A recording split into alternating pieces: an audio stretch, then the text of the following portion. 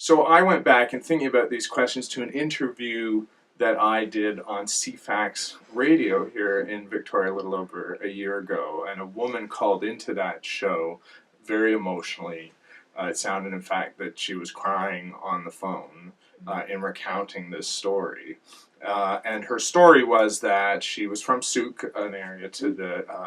northwest of Victoria. It's a town to the northwest of Victoria, and her family were longtime Souk residents, and they had, she said, to evacuate Souk into the hills behind Souk when Japanese fishers encircled the harbor in their fishing vessels, threatening the residents of Souk. And went on to further explain that an uncle, I think it was tortured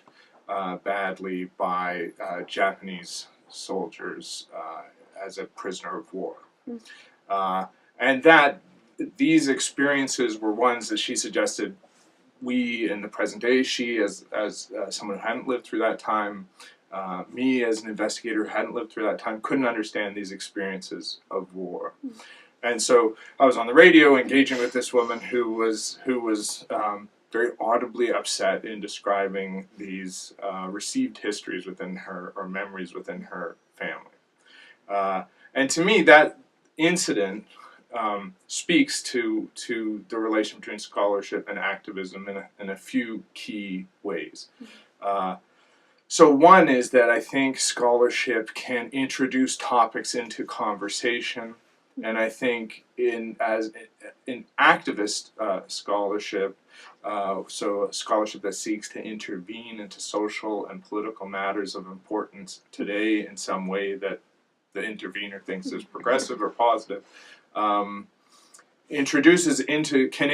conversation topics like the dispossession of Japanese Canadians and bring them back into conversation, including, I think in this instance, conversation with people, the listeners to CFAX radio, who perhaps aren't the same people who we regularly are in contact with within the Academy or the readers of our scholarly publications. That's a different audience, a much lower income audience than CBC radio, for example, lower level of educational attainment, but people who can be engaged in these discussions of the internment of Japanese Canadians, the dispossession of Japanese Canadians. So part of, I think, the role of scholarship as activist is to bring those topics into conversation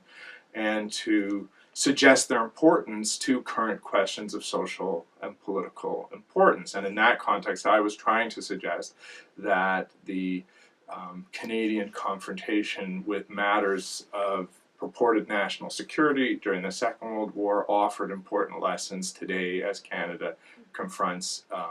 similar or in some ways parallel matters today. So to bring those